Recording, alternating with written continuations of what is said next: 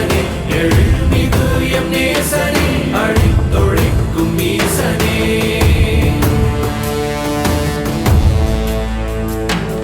இல்லாமல் ஆடும் பந்தமே கல்லாகி நிற்கும் முந்தமே கல்லாயங்கட்கு சொந்தமே எல்லா உயிர்க்கும் அந்தமே